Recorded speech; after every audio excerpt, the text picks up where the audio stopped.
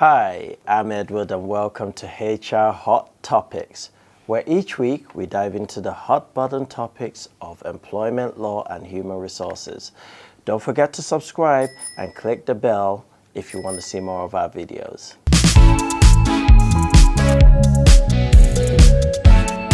Now, every year during the month of June, the LGBTQ plus community celebrates Pride Month. Across the globe, various events are held during this special month as a way of recognizing the influence LGBTQ plus people have had around the world and combating shame and stigma that was and still is prevalent throughout society today. This movement celebrates sexual diversity and is a way of protesting discrimination and violence against sexual minorities, including lesbians, gay people, bisexuals, and transgender people. June was chosen for this special focus because it was when the Stonewall riots took place in America way back in 1969, when the movement's modern form started. Now, the Pride movement promotes the dignity, equal rights, and self-affirmation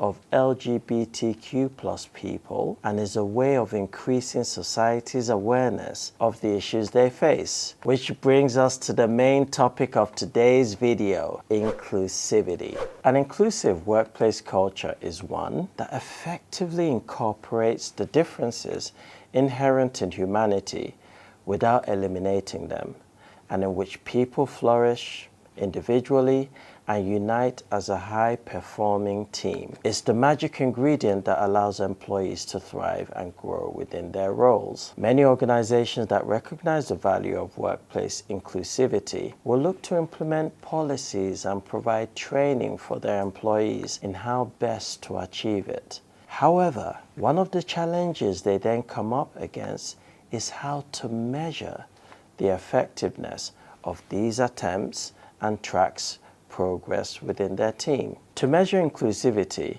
employers need to gather the right data on who is in their workplace. However, this can be difficult to come by, particularly when they start to delve deeper into the nitty-gritty of individual demographics. This is particularly true for groups who are traditionally underrepresented in the workplace, such as LGBTQ plus people. So how should we, or you as an organization, collect this data? We are going to look at the where, who, what, and how. Where. The first thing that employers need to consider is the geographic context of the data collection. It's crucial that they're aware of any relevant legislation in the country or state where they're collecting the data. This will impact the ways that they are allowed to gather information about their workplace community and the types of data that they can collect. Who?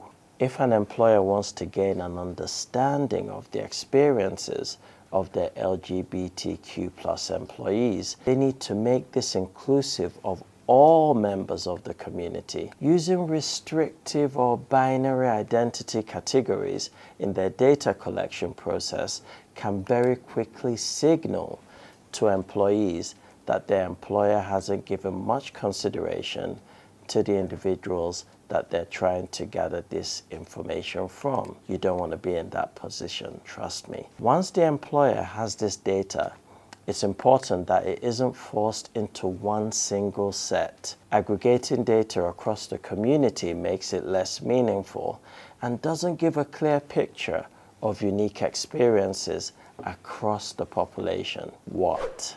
When measuring LGBTQ plus inclusivity, employers also need to consider what sort of data they are looking for. There's a tendency for employers to focus on extreme forms of negative behavior, such as open discrimination or violence against employees with specific LGBTQ plus identities. By focusing on such explicit forms of negative behavior, employers may be overlooking more easy-to-miss forms of discrimination. Some of the most common behaviors that we hear about from LGBTQ+ employees, and some of the hardest to manage, are those that are somewhat ambiguous and where the intent to harm is less overt. This could include somebody asking intrusive questions about their private life or using, incorrect gender pronouns. Gathering data on the full spectrum of experiences will allow an employer to get a true sense of how their LGBTQ+ employees are being treated in the workplace and just how included they feel. How? Employers need to give real consideration to their methods when attempting to measure inclusivity. Anonymity and confidentiality are of the utmost importance, especially if there's a small sample size. In some cases, there may be one employee within an organization who identifies within a certain LGBTQ+ identity. Employers need to think this through carefully and identify where anonymity might be threatened and how employees will be protected. There are a number of different methods for data collection relating to workplace experiences. Surveys can be a convenient way to gather a lot of information pretty quickly, and they can allow for anonymity, but it's often difficult to identify which questions, should be included. For this reason, it might be advisable to hold some initial interviews or focus groups at the beginning of the process in order to identify